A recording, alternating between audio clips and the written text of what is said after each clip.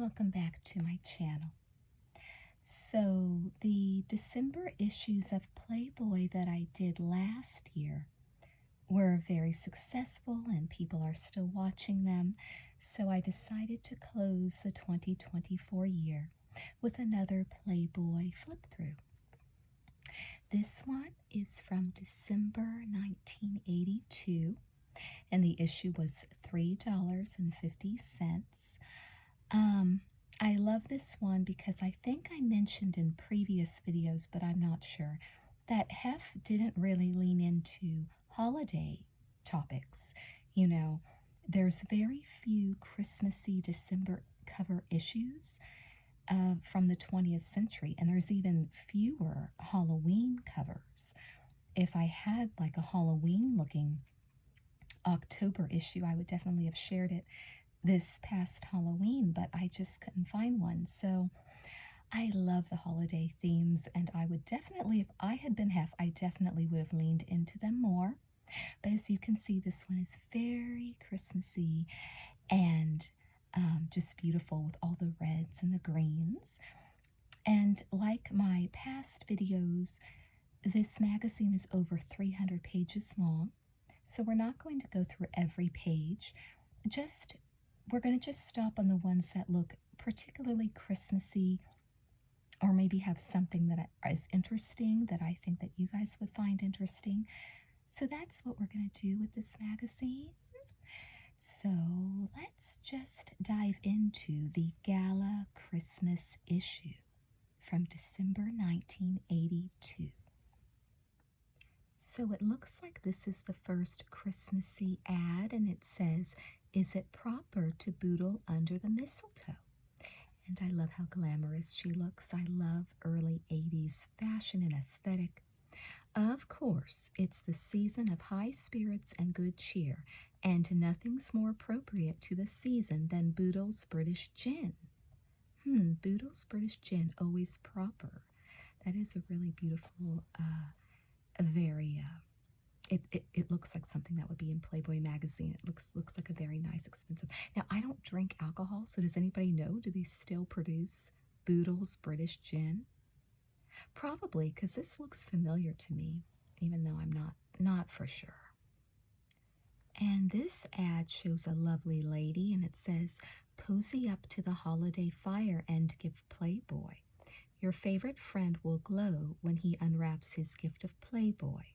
He'll look forward to 12 big issues filled with articles, features, fiction, and an array of beautiful women. Treat him and all the special men on your gift list." Or women, come on. Season's greetings. For each gift of Playboy, you will receive this special gift card to send to your friends. Give Playboy this year and save. It says it was $22 for the first 12-issue gift. You were saving $15, and then $20 for each additional gift, save $17. For your best buy on Playboy, give more than one gift and complete your holiday shopping with one easy order.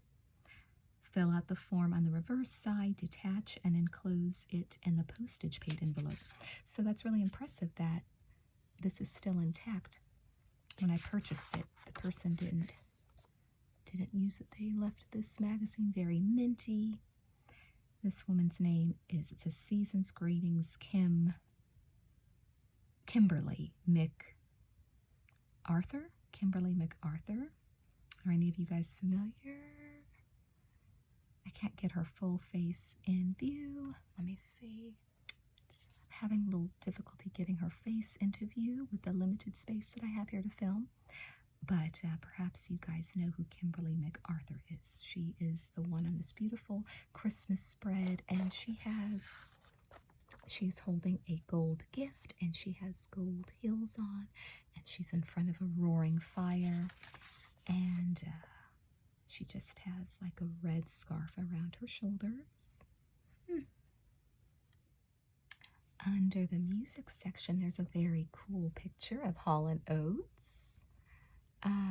Is it live or is it? People are conditioned by TV and movies to be observers.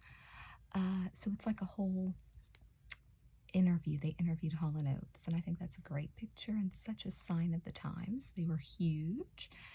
Um, so they listed the artists that were hot at the time. They said Steve Winwood, The Rockets, Free Flight, Elvin Jones, and Nova Combo. And then this is who they don't think is good. They don't like Vanity 6.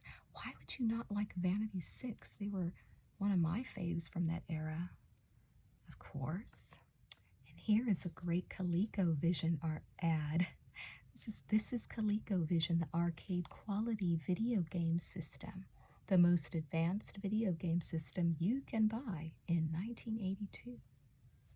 So cool. My aunt had ColecoVision. I didn't get into video games until Sega Genesis, so that would have been around 88 or 89. But I do recall she had this.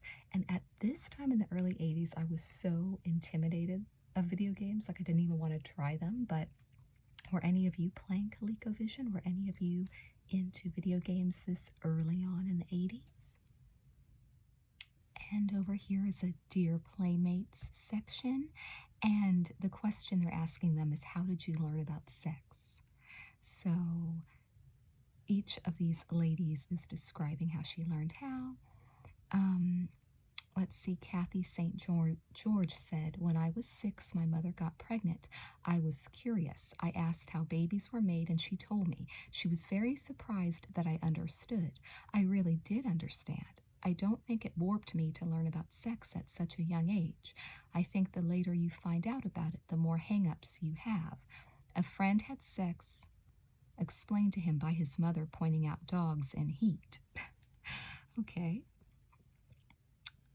And then Lorraine Michaels of April 1981 said, my mother told me about sex, and she also told me that if I ever wanted to have sex, I should do myself a favor and be protected, either by using the pill or by making sure that the man I wanted to be with and I discussed sexual responsibility so that I wouldn't get pregnant. It was important to me that she was so forthcoming and honest because young women often overemphasize the romantic aspects of sex. I love my mom for thinking about the practical side. So they're actually giving pretty good advice. They seem intelligent and educated, and so each woman has a different story, but they're all kind of similar. So that's interesting. And over here we have an article, an interview of Julie Andrews and Blake Edwards. And I'm not 100% positive, but I think the interview from Playboy magazine, I think this might be the one, is the one where they kind of, there was speculation that she was a lesbian and he was gay, and that they were, or both of them were bisexual, and that it kind of was proven through an interview. I'm not going to read all of it to see if this is the one. But, people speculate because of, they did Victor Victoria, and he did another film. I'm not sure what it was, but there was just speculation about them being in sort of like a lavender marriage, or they were both bi. I don't know if there's any truth to that, but I think there's an interview where they both discuss their curiosity. And I'm guessing it may be this magazine, because where else would they talk about something like sexuality than a Playboy magazine? So I'm thinking it might be this one. So that's pretty interesting. Yep, so I was correct. This is a very long article. I had to skip through several pages, but since they're talking about it, and they said, were you perhaps confronting your own sexuality as well, Blake? And he goes on to discuss his great fear of being a homosexual, and that's something that is a Latin fear that he thinks that like everybody has. And he discussed that like you are what you are and you should just deal with it. Over here, that's what he's talking about. And he says that he also discussed homosexuality in the movie Tin, which was also a very big film. So yep, this is the one where he kind of alludes to the fact that maybe there's something there. So I don't think he specifically says, but I think we can kind of gather something. I don't know about Julie though, but this is the article, because I've read things online on Google, but I didn't realize I had the actual magazine where this article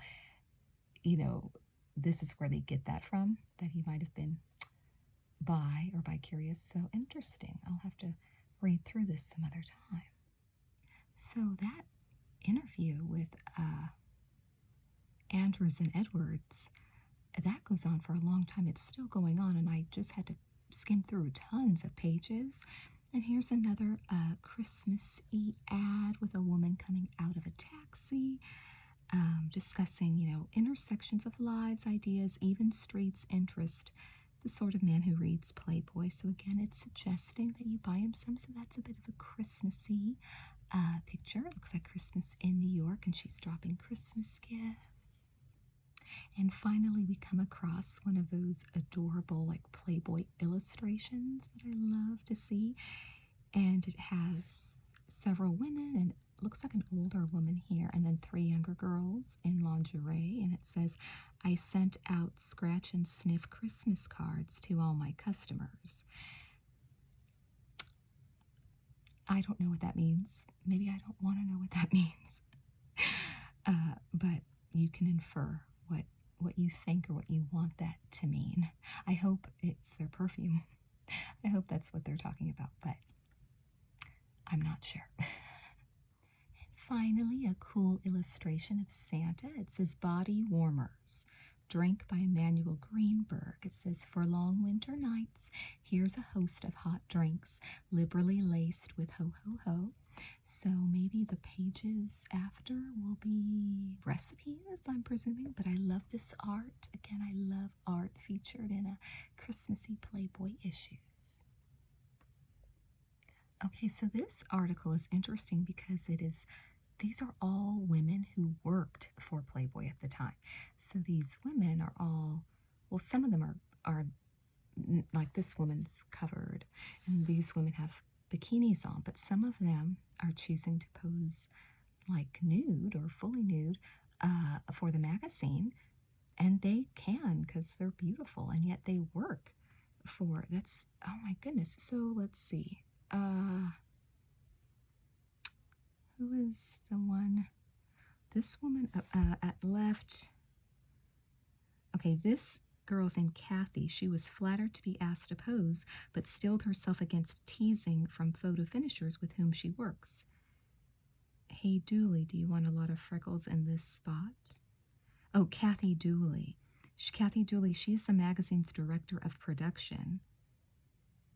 Oh no, at left is John Maestro, the magazine's director of production, with assistants Kathy Dooley and Jody Giorgetto. So this is Jody up here. This is Jody says she found posing for the shot above left was an ego booster. My mother was all for it too, so her mom was proud of her. And this is Kathy. She was flattered. So Judy and Kathy, they both actually work for the magazine. Interesting that they hire women who are, like perfect enough to actually not just work professionally for the magazine, but model for it too. Interesting. Okay, and this woman on the left with the dog, Julian Roth, she knows how to tame beasts. She's an animal keeper at Playboy Mansion West. Oh, she was an animal keeper. Oh my goodness. Janice Moses Wright is an associate photo editor, having worked her way up from a secretarial start 19 years ago. "I have an executive position that I earned with energy, talent, and dedication, and I'm proud of it."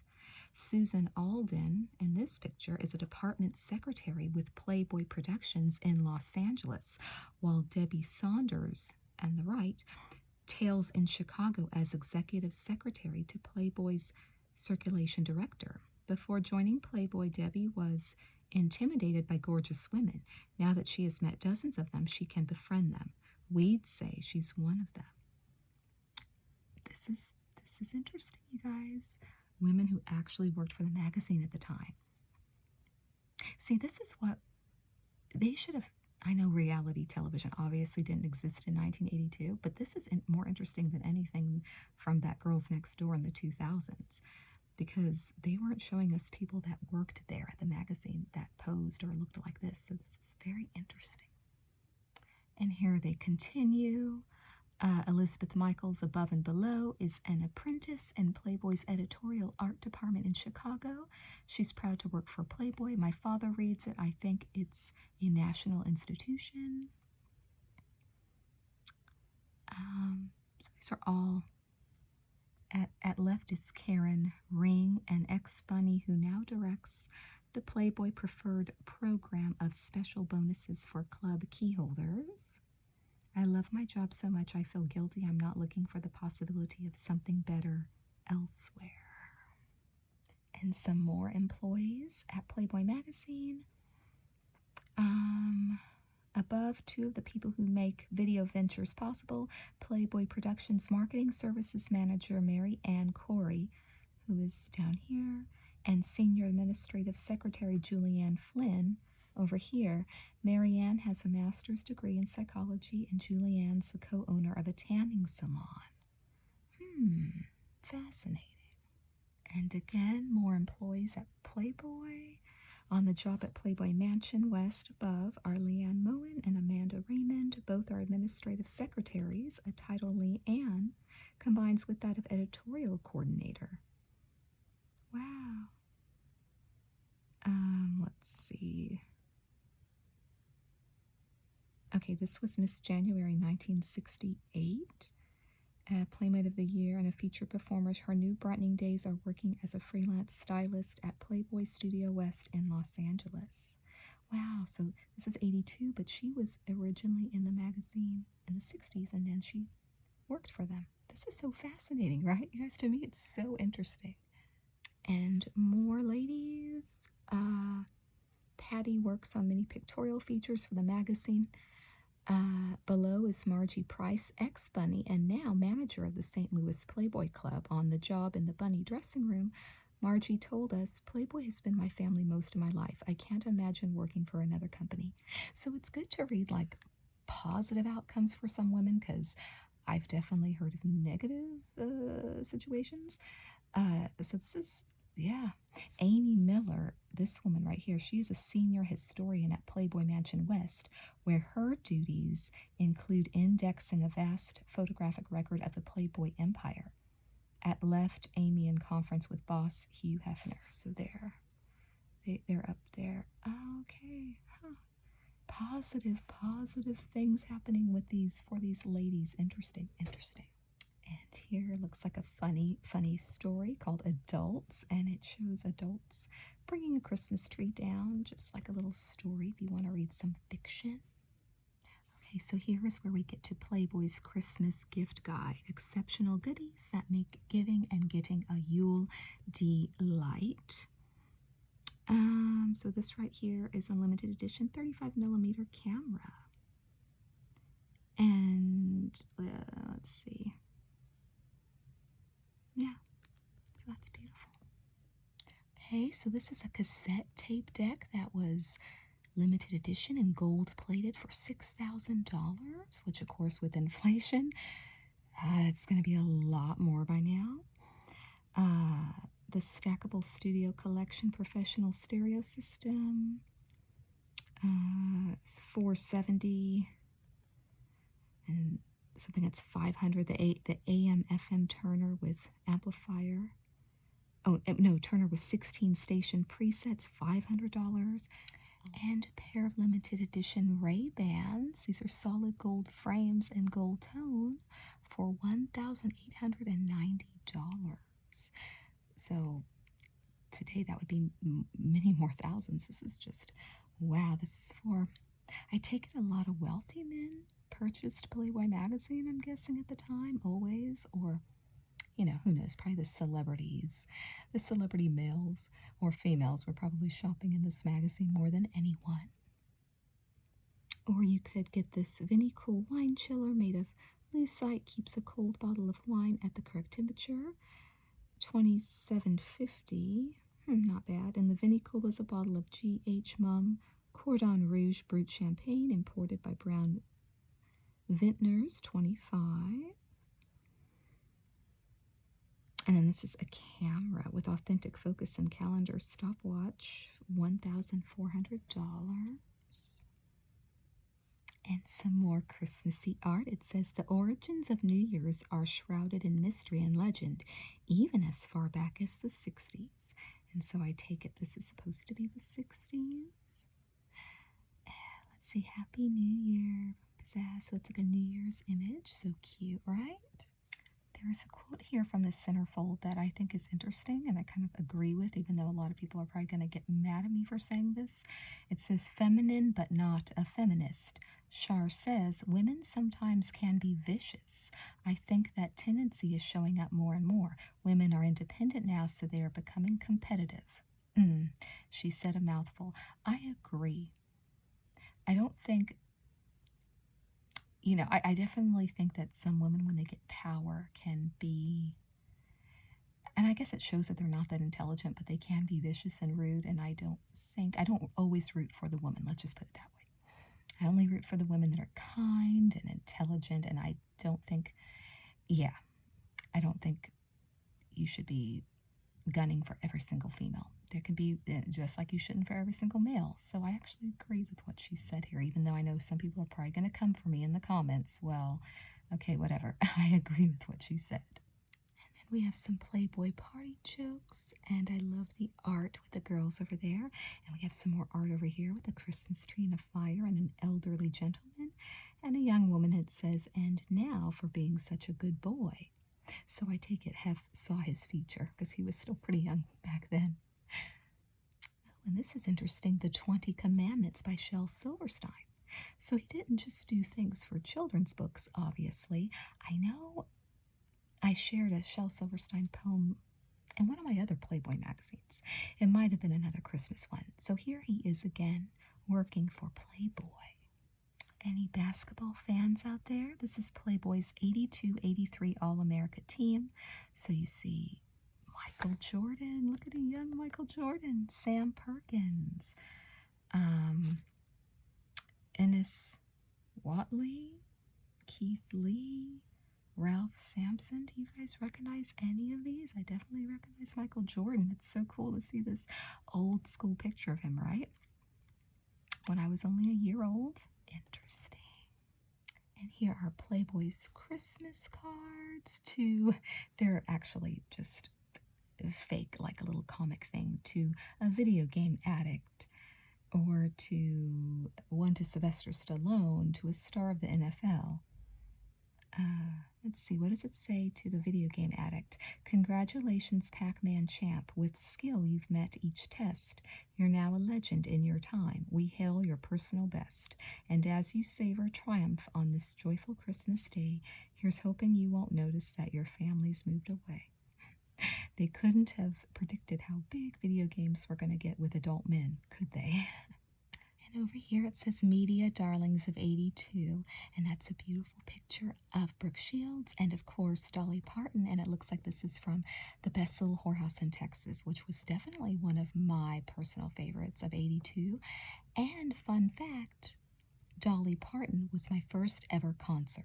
I saw her at the San Luis Obispo State Fair in like 84 or 85, so I was a kid, and she was just at the height of her career with all of her films that were new at the time, like Best Little Whorehouse, 9 to 5, Rhinestone. So that was really cool to say that was my first ever concert. But these are two beautiful images of Brooke and Dolly.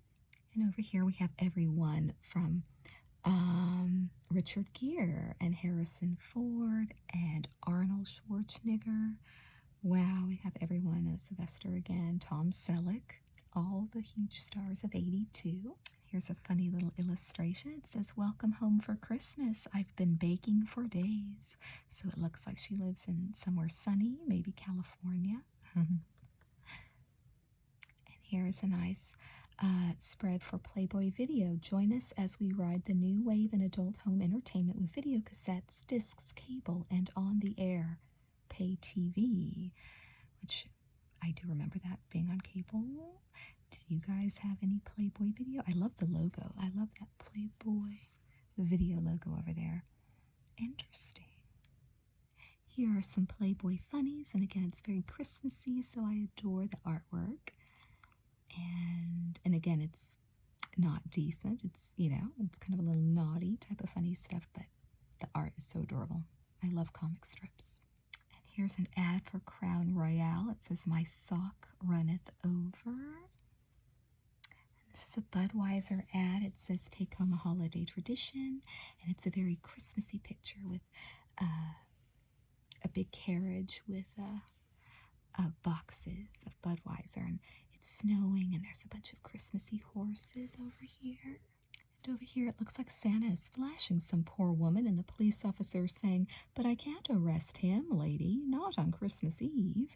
I don't think he's a real Santa, I hope. This says, "Merry Christmas, I love you. On the first Christmas, the 3 wise men gave the Christ child the ultimate gift, gold. Carry on that glorious and cherished tradition by giving the gift as precious as your love is to each other. The International Gold Bullion Exchange." And they have an East Coast headquarters, Midwest, and West Coast headquarters. Here's some more of that classic Playboy art. It says, "Well, God bless us one and all. It's Tiny Tim." That's not nice, lady. It says, "These are the women of Playboy's 1983 Playmate calendar. Gift yourself and others with America's favorite calendars at newsstand now." It was $3.50 for each calendar, 75 cents for postage and handling. I miss those prices for anything and everything. Okay, so it looks like that was all the Christmassy stuff or interesting stuff that I just wanted to kind of go through quickly for you. This is my last video of the year. I hope you enjoyed it. I hope it was interesting. Please join me next year for a lot of the same kind of content that you like and more. And 2024 has been a great year for my channel. I became monetized.